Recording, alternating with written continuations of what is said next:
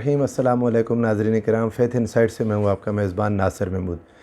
پچھلی گفتگو میں سیدنا امام حسن علیہ السلام کے حوالے سے آپ کی شخصیت کا کوئی مختصر سا تعارف کروا دیا اور آپ کی مبارک حیات جن جن حالات سے گزری، رسول اللہ کا زمانہ، سیدنا صدیق اکبر رضی اللہ تعالیٰ عنہ کا زمانہ، سیدنا فاروق اعظم کے زمانے میں جو آپ کی محبوبیت تھی اور رسول اللہ کے شہزادے ہونے کی حیثیت سے جو آپ کی عزت تھی، پھر جوانی کی عمر میں جب سیدنا عثمان غنی ذو النورین کا زمانہ پایا تو وہاں کس طرح کے ذمہ دار شہری کی حیثیت سے آپ نے اپنے معاملات سر انجام دیے، پھر سیدنا مولا کائنات مولا علی المرتضیٰ کا جو زمانہ تھا، یعنی خلافت راشدہ کا سارا زمانہ مین سٹریم کے صحابہ کے درمیان رہ کر یہ گزارنے والے لوگ تھے، اور اس زمانے میں پھر آپ نے اپنے والد گرامی کے ساتھ مل کر قرآن کی تعویل پر جو جنگیں لڑیں، جو مسلمانوں کے درمیان بعض مسلمانوں کی غلطی کی وجہ سے خلیفہ راشد کے مقابل آ جانے کی وجہ سے ہو گئیں، ان جنگوں میں بھرپور حصہ لیا، جمل میں حصہ لیا بہت ایکٹیولی، اس کے بعد الحرورا کے ساتھ جو جنگ ہوئی نہروان، اس میں آپ نے حصہ لیا،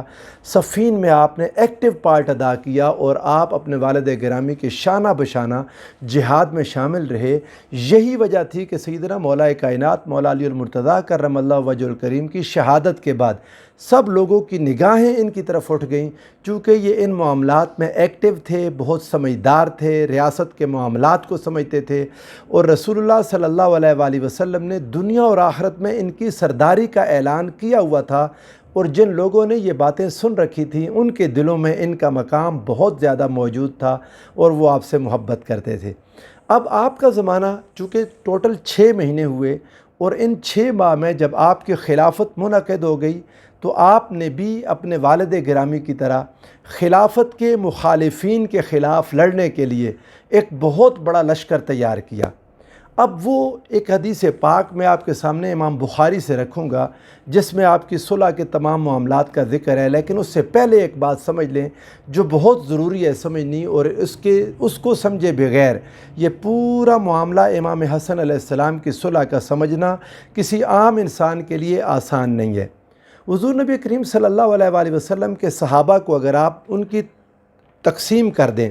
بائفرکیشن کر دیں، اگر وہ 1.25 لاکھ صحابہ کو اگر آپ 2 حصوں میں، ویسے تو علماء نے ان کے طبقات کا بیان کیا تو 12-13 طبقات بیان کیے، لیکن میں آپ کی آسانی کے لیے وہ حدیث پاک جس کا میں پہلے ذکر کر چکا ہوں، جس کے بارے میں نے گفتگو کی، اس کی سند پر بھی گفتگو کی، لیکن اس کو ضعیف یا حسن کے درجے پر بعض لوگوں کے کہنے کے مطابق مان کر گفتگو کی تھی، اور وہ یہ کہ حضور علیہ السلام نے فرمایا تھا اصحابی کالنجوم بأیہم اقتدیتم اہتدیتم۔ میں نے اس پر آپ کے سامنے تفصیلی گفتگو کر دی تھی کہ اگر یہ حدیث رسول اللہ کا فرمان ضعیف کے درجے میں بھی ہو تب بھی یہاں پر صحابہ کی 2 اقسام ہو جاتی ہیں۔ ایک قسم صحابہ کی وہ جن کا ادب رسول اللہ صلی اللہ علیہ وآلہ وسلم سکھا رہے ہیں، اور صحابہ کی دوسری قسم وہ جن کو رسول اللہ اپنے صحابہ کا ادب سکھا رہے ہیں۔ یہ بات ذہن نشین رکھنی بہت ضروری ہے، یعنی ایک وہ صحابہ جن کا ادب سکھایا جا رہا ہے، ایک وہ صحابہ جن کو ادب سکھایا جا رہا ہے، ایک وہ صحابہ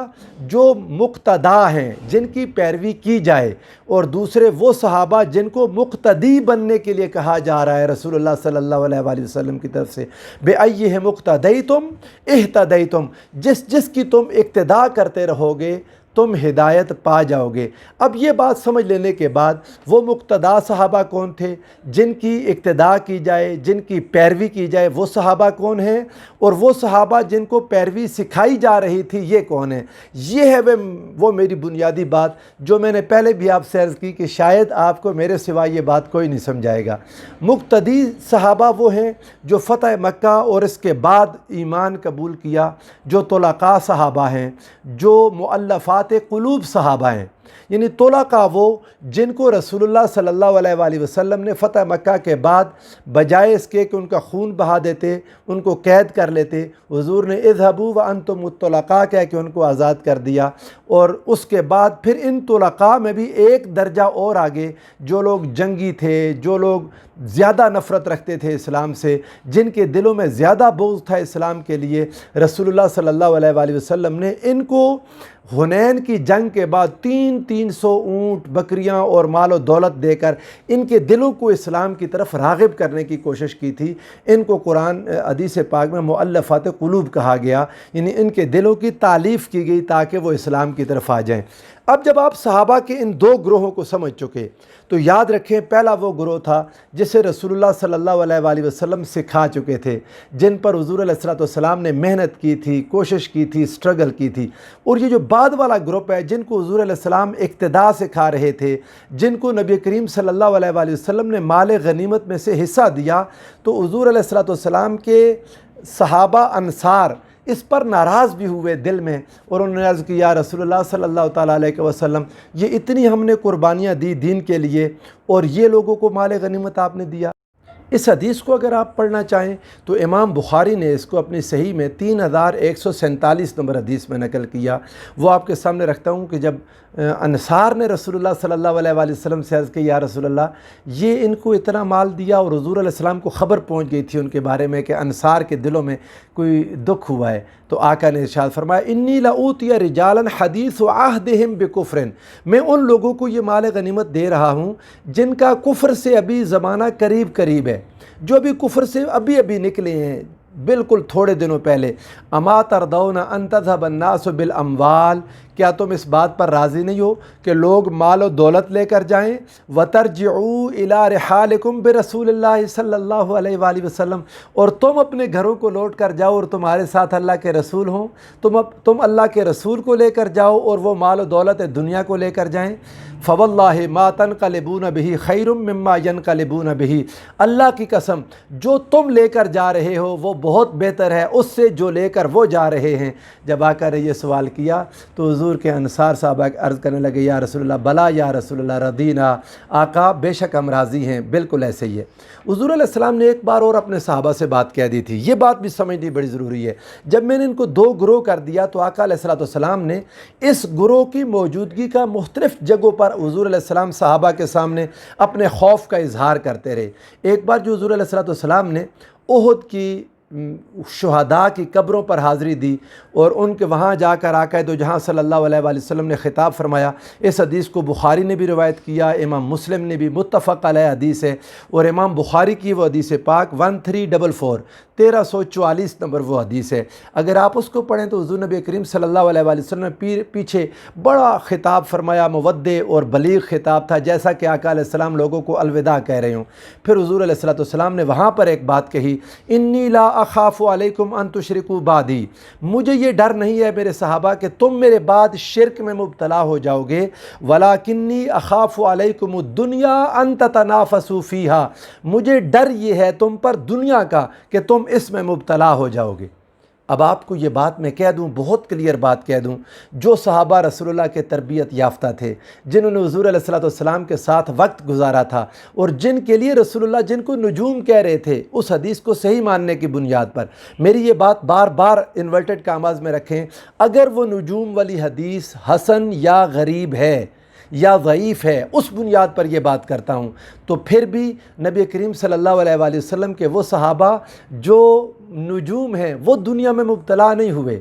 تو کون لوگ تھے جو دنیا میں مبتلا ہوئے؟ وہ لوگ جو نجوم ہدایت، جن کے لیے پہلے صحابہ کو حضور نے نجوم ہدایت قرار دیا تھا، جو فتح مکہ کے بعد مسلمان ہوئے تھے یا اس کے بعد مسلمان ہوئے، حضور علیہ السلام کو 1 2 4 بار دیکھا یا تھوڑا عرصہ گزارا، جو محدثین کے ہاں تو صحابہ ہیں لیکن اصولیین جن کو صحابی کا درجہ نہیں دیتے، ایسے لوگ تھے جنہیں میں نے عرض کر دیا کہ مقتدی صحابہ، طلقاء صحابہ، مؤلفات قلوب صحابہ، یہ وہ لوگ تھے جن پر واقعی دنیا کا حملہ ہوا، وہ دنیا میں مبتلا ہوئے، اور رسول اللہ کا یہ فرمان سچ ثابت ہوا کہ وہ دنیا لے کر گئے اور تم اللہ کے رسول کو اپنے ساتھ لے کر گئے۔ اور اس کے بارے میں امام مسلم کی جو الفاظ ہیں وہ بھی سنیے، وہ کہتے ہیں حضور علیہ السلام نے فرمایا وَلَٰكِنِّي أَخْشَىٰ عَلَيْكُمُ الدُّنْيَا أَن تَتَنَافَسُوا فِيهَا، مجھے ڈر ہے، خشیت ہے اس بات کی کہ تم دنیا میں مبتلا ہو جاؤ گے، وَتَقْتَتِلُوا فَتَهْلِكُوا كَمَا هَلَكَ مَنْ كَانَ قَبْلَكُمْ، اور تم ایک دوسرے کے ساتھ جنگیں لڑنے لگو گے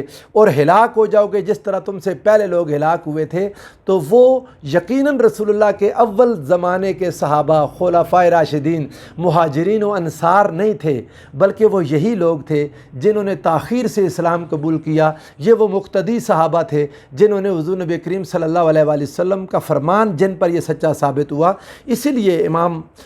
بخاری کی اس حدیث کی شرح کرتے ہوئے صاحب فتح الباری حافظ ابن حجر عسقلانی نے یہ بات لکھی ہے۔ آپ نے فرمایا وَأَنَّ أَصْحَابَهُ لَا يُشْرِكُونَ بَعْدَ،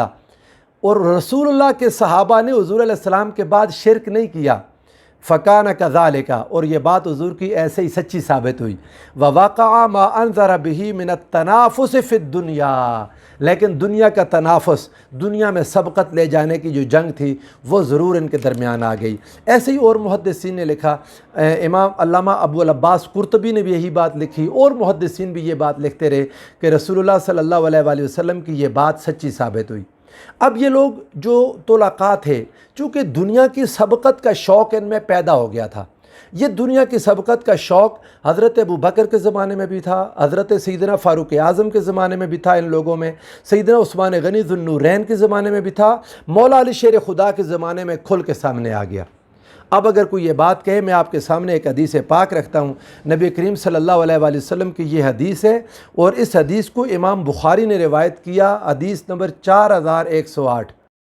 حضرت عبداللہ ابن عمر رضی اللہ تعالیٰ عنہ کی یہ حدیث سننے والی ہے کہ آپ اپنی بہن سیدہ حفصہ رضی اللہ تعالیٰ عنہ کے پاس گئے، اور ان کے پاس جب وہ غسل فرما کے آئی تھی، اپنے بال مبارک خشک کر رہی تھیں، انہوں نے ان کے سامنے عرض کیا کہ باہر لوگ جمع ہوئے ہیں، تو میں وہاں نہیں گیا۔ تو انہوں نے کہا کہ آپ ضرور جائیں، کہیں ایسا نہ ہو کہ وہ لوگ یہ سمجھیں کہ آپ نے کوئی الگ فرقہ بنا لیا ہے، کوئی گروہ بنا لیا ہے۔ حضرت عبداللہ ابن عمر وہاں پر گئے تو وہ کہتے ہیں جب باقی لوگ چلے گئے، تھوڑے لوگ رہ گئے ہوں گے جو امپورٹنٹ تھے، جو صاحب حیثیت لوگ تھے، تو حضرت معاویہ نے وہاں خطاب کیا، اور خطاب کے دوران کہا کہ جو کوئی شخص اس امر خلافت میں گفتگو کرنا چاہتا ہے وہ اپنا سینگ باہر نکالے،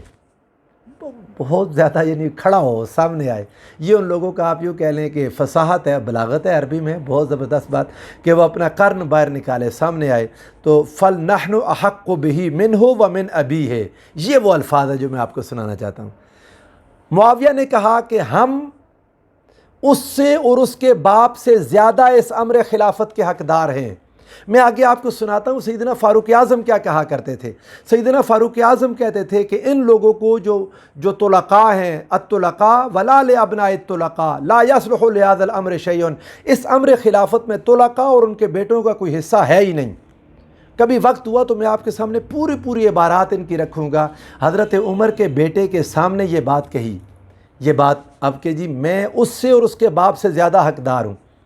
اس بات کو مجھے معلوم نہیں ہے انہوں نے یہ اشارہ امام حسین اور ان کے باپ کی طرف کیا یا عبداللہ ابن عمر یا ان کے باپ کی طرف کیا۔ بعض لوگ اس میں شرح کرتے ہوئے کہتے ہیں کہ یہ امام حسین اور ان کے والد کی طرف اشارہ تھا۔ ناظرین کرام، خلفائے راشدین میں سے کوئی بھی ہو، وہ مولائے کائنات ہوں یا سیدنا فاروق اعظم ہوں، معاویہ کا یہ جملہ بولنا ان کے ادب کے خلاف ہے۔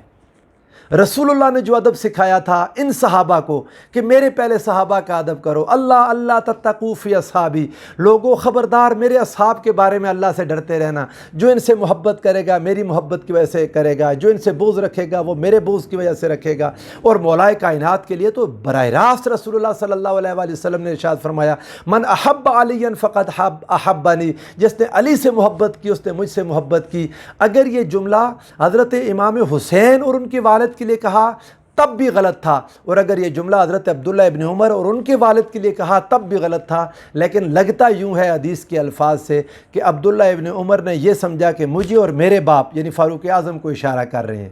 اور اس کی آگے حدیث پاک سن لیں کہ حضرت حبیب بن مسلمہ جو کہ اس حدیث کے راوی ہیں، انہوں نے کہا فَهَلَّا أَجَبْتَهُ، تو پھر کیا آپ نے اسے جواب نہیں دیا اس بات کا